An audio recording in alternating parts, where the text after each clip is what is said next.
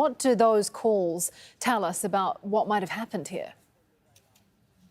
Well, I think we have to be very careful in trying to determine exactly what the key contributors were to this accident, because like in so many aviation tragedies that sadly this industry suffers occasionally, because aviation still remains the safest form of transport, it often turns out to be a far more complex scenario than what we may be able to obtain or gather from just one transmission, one mayday call from a communication between flight crew and air traffic control. With today's incident, we know that this involved Pakistan International Airlines Airbus A320. This is a short-haul Airbus jet. Now, ordinarily, this kind of aircraft, one of them takes off every 1.5 seconds all over the world. So an A320 takes off every 1.5 seconds in a normal non-pandemic world. With COVID-19, we know that there is a virtual aviation ground stop and there is very little activity going on.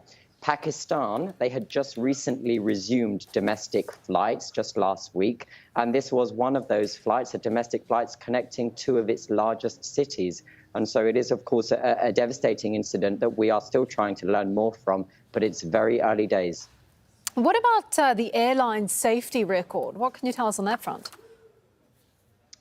Pakistan International Airlines is quite a subject in Pakistan, not least because of the ongoing problems at the airline to do with all kinds of claims, be it corruption or the mismanagement, and perhaps even questions over the kind of financial struggles that the airlines has faced in recent years.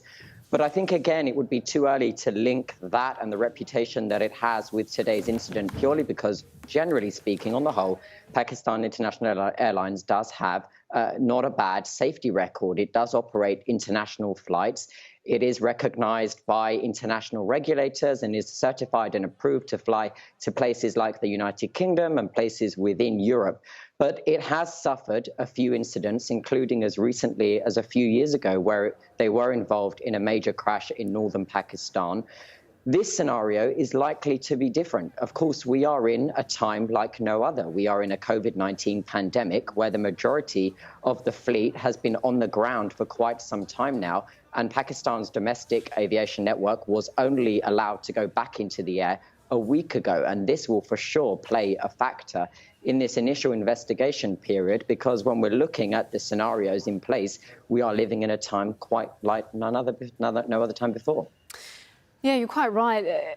Given we're in the middle of this pandemic, there are restrictions on travel, although, as you've been saying, obviously Pakistan has lifted those in recent weeks. What will happen from here in terms of an investigation? What agencies are likely to be involved? Well, this is almost a nightmare scenario in a normal circumstance, let alone in a pandemic, not least because of having to apply things like social distancing and keeping the public safely at home, which, of course, Pakistan have been doing for a number of weeks now as part of their lockdown.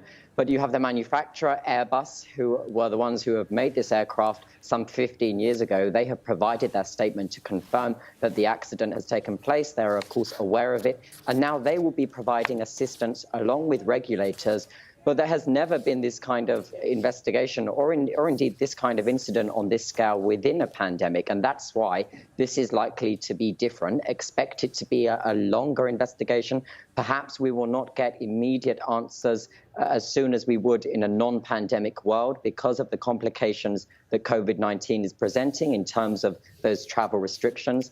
Just this very flight today that has sadly resulted in this fatal crash flying from Lahore to Karachi, they were social distancing on board. The reason why there were some empty seats was not because they simply didn't have a full flight, but actually it's because the airline itself was keeping empty seats within the cabin to social distance cabins on board, as aviation has this slow and gradual return amid the ease of lockdown. So it really is an unprecedented scenario, meeting a rare